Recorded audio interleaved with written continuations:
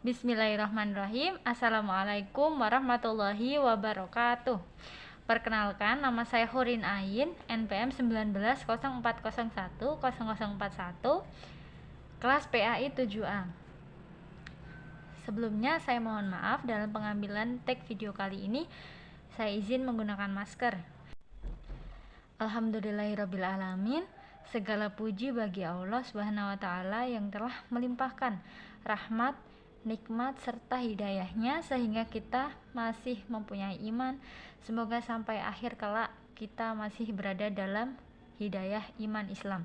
Salawat serta salam marilah kita senantiasa lafalkan guna memperoleh ridha Allah Subhanahu wa Ta'ala dunia dan di akhirat.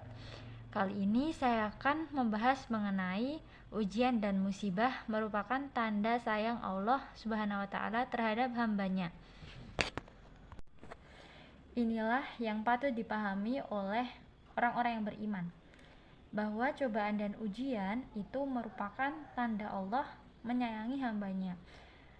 Cobaan dan ujian atau musibah mampu meninggikan derajat seseorang di sisi Allah Subhanahu wa Ta'ala apabila ia memiliki rasa sabar dalam menghadapinya. Dan dengan adanya ujian maupun musibah, Allah menggugurkan dosa-dosa yang dimiliki oleh seorang hamba.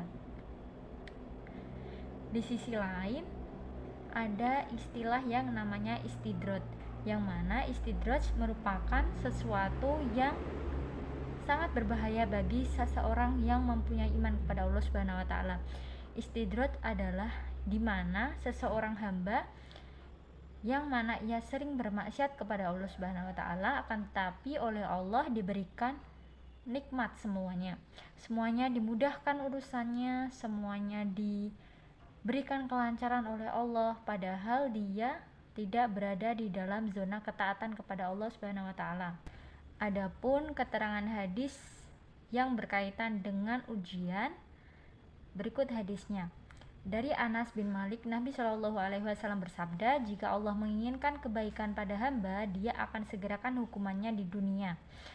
Jika Allah menghendaki kejelekan padanya, Dia akan mengakhirkan balasan atas dosa yang ia perbuat hingga akan ditunaikan pada hari kiamat kelak.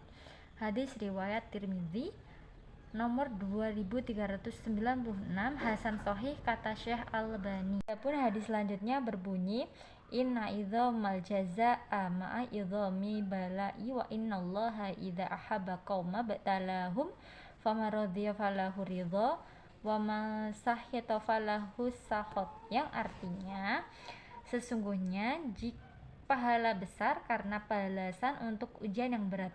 Sungguh jika Allah mencintai suatu kaum, maka Dia akan menimpakan ujian untuk mereka. Barang siapa yang ridho, maka ia akan meraih ridho Allah. Barang siapa yang tidak suka, maka Allah pun murka. Hadis riwayat Ibnu Majah nomor 4031, Hasan kata Syekh Albani. Faedah dari dua hadis tersebut adalah musibah yang berat memperoleh balasan pahala yang besar. Yang kedua adalah tanda Allah cinta, Allah akan menguji hambanya. Jika ia tidak mencintai seorang hamba, maka Allah tidak memberikannya ujian. Yang ketiga yaitu siapa yang ridho dengan ketetapan Allah, maka Allah pun akan ridho. Begitupun dengan sebaliknya, jika seseorang hamba tidak terima akan suatu ujian yang Allah tetapkan untuk dirinya, maka Allah pun akan murka terhadap hamba tersebut. Yang keempat yaitu siapa yang tidak suka akan ujian dari Allah, maka ia akan memperoleh siksaan yang pedih. Yang kelima, cobaan dan musibah dinilai sebagai ujian bagi wali Allah yang beriman. Yang keenam, jika Allah menginginkan kebaikan kepada seorang hamba, maka ia akan disegerakan hukumannya di dunia sehingga dosa-dosanya oleh Allah Subhanahu wa Ta'ala digugurkan atau dihapuskan.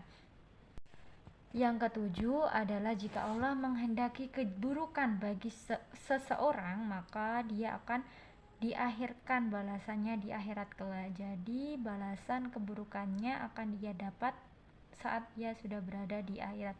Yang kedelapan adalah hadis di atas mengandung unsur kewajiban kita untuk bersabar, dan kita tidak boleh meminta untuk diberikan musibah karena ini merupakan suatu larangan.